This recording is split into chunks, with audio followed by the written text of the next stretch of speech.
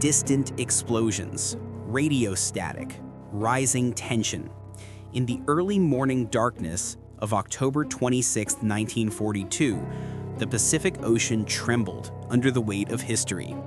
A single American carrier, USS Hornet, drifted helplessly, burning, listing, and surrounded by destroyers desperately fighting back. Above her, Japanese dive bombers carved screaming arcs across the sky, each one determined to deliver the final blow. This was the Battle of the Santa Cruz Islands, a clash that would push both navies to the breaking point. A battle where the US lost a carrier, Japan lost hundreds of irreplaceable aircrew, and the fate of the Guadalcanal campaign hung by a thread. This is the story of how the Pacific War nearly changed forever. By mid-1942, the Pacific was balanced on a knife's edge. The US had won stunning victories at the Coral Sea and Midway, but the Navy was running out of functioning carriers. USS Yorktown was gone. USS Wasp had been sunk in September. USS Saratoga was torpedoed and forced back for repairs. This left the United States with only 2 operational fleet carriers in the South Pacific. USS Enterprise, CV-6, heavily damaged at Eastern Solomons, and USS Hornet, CV-8, the last undamaged American carrier in the theater. Japan, meanwhile, still fielded a formidable carrier force. Although they had lost 4 carriers at Midway, their newer air groups were trained, aggressive, and determined to crush the American foothold on Guadalcanal. For Tokyo, forcing the US from Guadalcanal meant reopening the supply lines through the Solomon Islands. For the United States, holding the island meant preventing Japan from isolating Australia. Santa Cruz would become the next chapter in this brutal struggle. In late October, both fleets moved toward each other almost blindly. Both sides wanted the same thing: find the enemy carriers first, strike first, survive.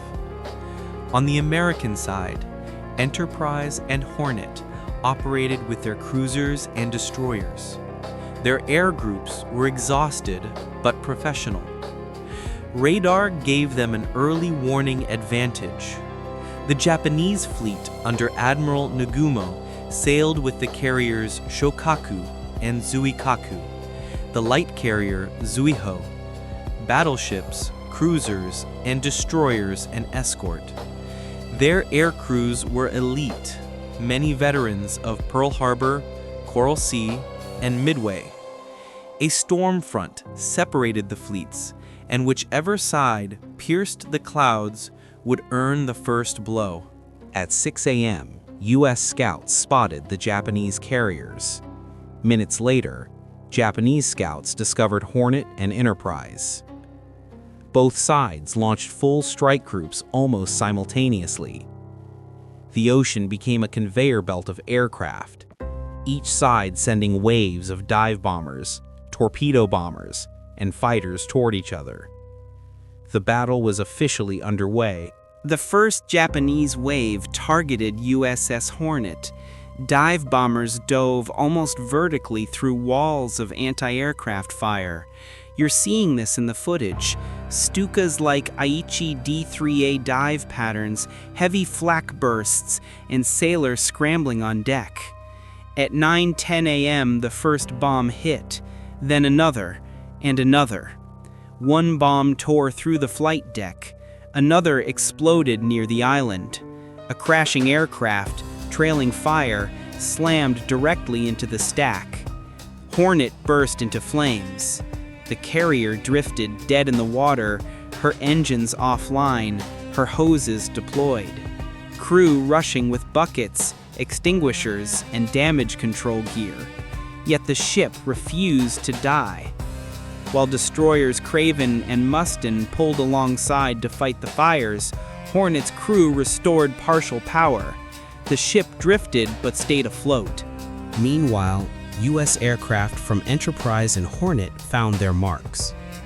SBD Dauntless dive bombers targeted the Japanese carrier Shōkaku. 3 direct hits tore open her flight deck. fires raged across the bow. Shōkaku was forced to withdraw from the battle. Another U.S. strike crippled the light carrier Zuihō, blowing a hole through her flight deck and grounding her air wing. The Japanese still had 2 carriers launching strikes.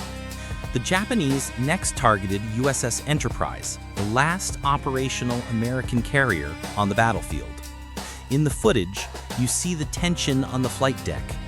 Men lying prone as bombs explode nearby. An SBD sliding dangerously into a gun sponson. Fire crews racing with hoses.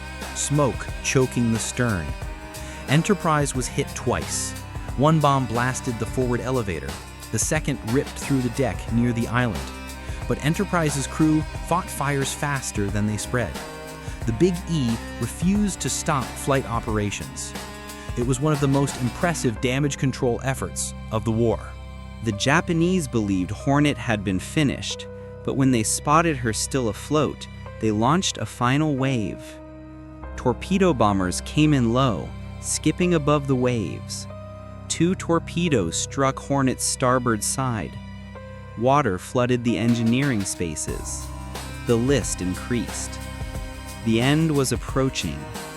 Cruiser USS Northampton attempted a daring tow. In the footage, you see the dramatic scene. Hornet listing heavily. Northampton pulling ahead, straining the lines. Destroyers firing at incoming aircraft.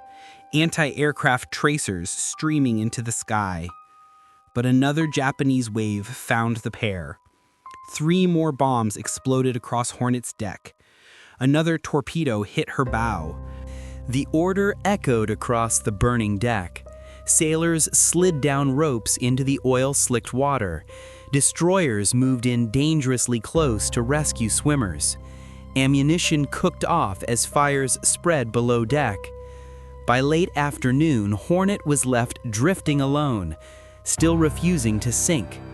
American destroyers attempted to scuttle her with torpedoes and gunfire, but the carrier absorbed everything thrown at her. Hours later, Japanese destroyers approached and fired their own torpedoes. Only then did USS Hornet CV-8 finally slip beneath the waves. Japan claimed victory. They had sunk a U.S. carrier. But the cost was catastrophic. Over 100 veteran pilots and aircrew lost. Many survivors rescued by ships that could not return to battle. Air groups weakened beyond recovery. These losses broke the combat strength of Japan's elite carrier corps, the very heart of their naval power. For the United States, Hornet was gone. Enterprise was badly damaged, but the American industrial machine would replace every ship, every plane, and every pilot. Japan could not. Santa Cruz was the last time Japan would achieve a tactical win in a carrier battle, and the beginning of the end of their carrier dominance. USS Hornet's sacrifice bought precious time. Her final battle helped secure the eventual American victory at Guadalcanal, and therefore the entire Southern Pacific. Her crew's courage, the desperate defense of Enterprise, the relentless attacks by both sides, all became part of the story of a war decided not by land or sea, but by the skies above them.